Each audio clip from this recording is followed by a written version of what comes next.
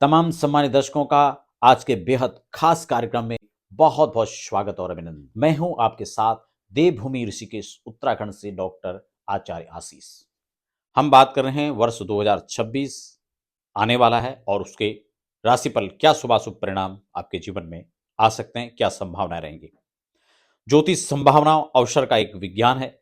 इसी आधार पर क्या संभावनाएं रहेंगी, क्या सावधानियां आपको बरतनी और कौन से उपाय किए जा सकते हैं जिससे आने वाला वर्ष और भी बेहतर साबित हो सके। इसी पर हमारी डिटेल में चर्चा रहेगी। खास बात ये आपके राशि पर आधारित रहेगा, आपकी कुंडली पर आधारित। नए दर्शक हैं तो फटाफट चैनल को सब्सक्राइब कर लीजिए, बेल आइकन प्रेस कर लीजिए ताकि आने वाली भी जो अपडेट्स हैं, चाहे वो ज्योतिष की, आध्यात्मिक की, वैदिक पूजा पाठ की, वो सभी जानकारियां आपको मिल सके।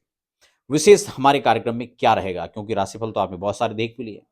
हमारे राशिफल कार्यक्रम में आपको हमने जिस प्रकार से डिजाइन किया हुआ है वो प्रत्येक महीने के हिसाब से क्या ग्रहों का परिवर्तन रहेगा, उसके क्या परिणाम रहेंगे, उस पर शुभ और अशुभ प्रभाव दोनों पर एक साथ चर्चा रहेगी। साथ ही साथ अंत में उपाय भी रहेंगे ताकि आप उन जो अशुभ जो घटनाएं हैं उनसे आप बच सकें और शुभ परिणाम आप ले सकें। व्यक्तिगत आप राशिफल बनवाना चाहते हैं, अपनी कुंडली के आधार पर, अपनी राशि के आधार पर डिटेल में चर्चा चाहते हैं तो आप अपनी रिपोर्ट भी तैयार कर सकते हैं। उसके लिए आप हमारे संस्थान में संपर्क कर सकते हैं। हर व्यक्ति चाहता है जीवन में प्यार, कारोबार, निजी जीवन में किस प्रकार से परिवर्तन आए, प्रमोशन कब होगा, पदोन्नति कब होगी, उसकी ट्रांसफर अनुकूल कैसे मिलेगा, विदेश यात्राएं कैसे होगी, शिक्षा में हर एजुकेशन के लिए कैसे, कहां, किस क्षेत्र में हमें जाना चाहिए, बच्चों को लेकर, खुद को लेकर बहुत सारी चिंताएं मन में स्वाभाविक है। तो इसीलिए हम आज डिटेल में इस पर चर्चा करेंगे। आने वाले वर्ष में आप गाड़ी खरीदना चाहते हैं, मकान खरीदना चाहते हैं, दुकान के लिए आप प्रयास कर रहे हैं, बिजनेस करें, व्यापार करें, नौकरी करें, इन सब चीजों के लिए एक मन में जो द्वंद है उसको लेकर के अगर आपके मन में इस प्रकार के संकल्प और विकल्प उठ रहे हैं तो आप इसी हिसाब से तैयारी कर सकते हैं। तो आज हम इस कार्यक्रम में धनु राशि की बात कर लेते हैं और धनु राशि के लिए क्या कुछ विशेष अचीवमेंट इस महीने दिखेगा, इस साल में दिखेगा, किन चीजों को लेकर सावधानी सजगताएं बरतनी है और क्या आप कर पा रहे हैं इस साल में। आप कुछ नया इतिहास लिखने जा रहे हैं। परिश्रम रहेगा, इस बात से कोई इनकार नहीं कर सकता है। आसान नहीं है रहा, लेकिन इसका मतलब ये नहीं है कि आप बैकफुट में खड़े हैं, नहीं। आप कुछ नए करने जा रहे हैं। क्रिएटिविटी आपके अंदर इस काल में देखी जाएगी। जहां प्रतिकूलताओं में आप अनुकूलता के साथ आप आगे बढ़ पाएंगे, वो समय आपका इस साल में चलेगा। यहां पर अगर हम देखें तो ढैया लगन पर रहेगी, ढैया चलेगा। लगन पर आपका सूर्य, मंगल, बुध, ये सब संयुक्त योग यहां पर देखे जाएंगे। परिश्रम बढ़ेगा, प्रतिकूलताएं बढ़ेंगी, लेकिन उसमें भी आप कैसे बच करके निकलते हैं। पैतृक प्रॉपर्टी को लेकर विवाद हो सकता है, अशांति, मन में क्लेश, एंजाइटी फील करेंगे। इसलिए अपनी जो दिनचर्या है उस पर थोड़ा सा आपको व्यवस्थित करना होगा। कुछ चुनौतियां हैं उनको आपको स्वीकार करना होगा और जो जनवरी की शुरुआत के माह है उसमें आप अपनी वाणी पर पूर्णतः अंकुश रख करके अपने प्लान को व्यवस्थित बना करके एक बार होमवर्क करके फिर आप अपने कार्य पर निकलें, आपको सफलता प्राप्त होगी। फरवरी माह को देख लेते हैं तो आर्थिक सुधार यहां पर थोड़ा सा आप देख पाएंगे। आकस्मिक धन लाभ और सूझबूझ समझदारी से आप अपना कार्य बना सकते हैं। मार्च में फिर वही आर्थिक स्थिति थोड़ा बेहतर हो पाएगी।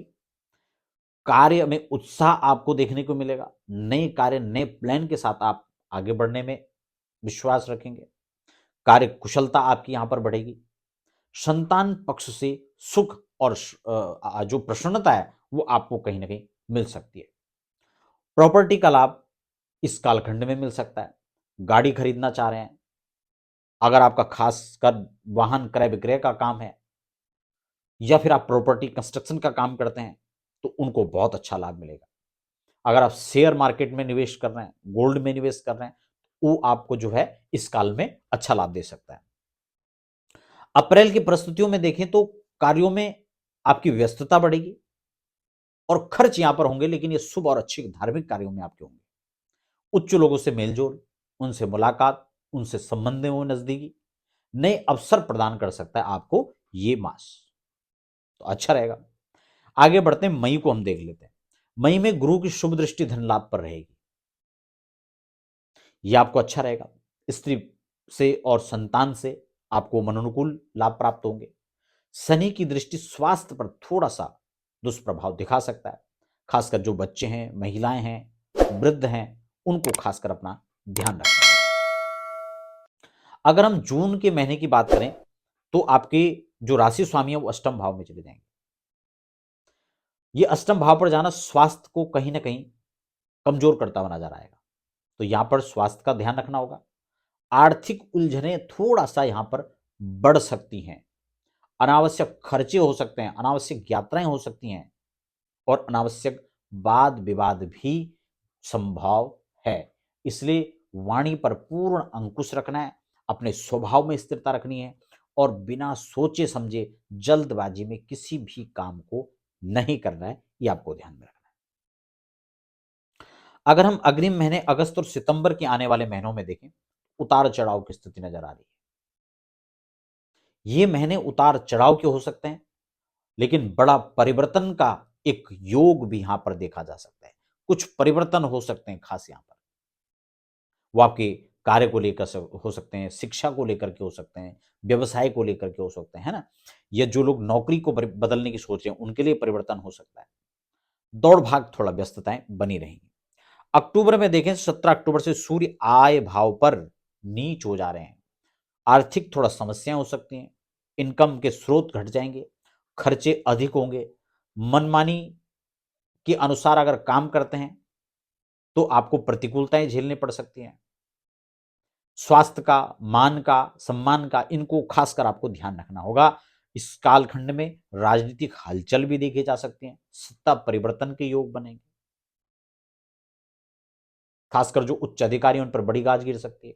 पुरानी कुछ ऐसी फाइलें जो दबी हुई थी इस कालखंड में खुल सकती हैं।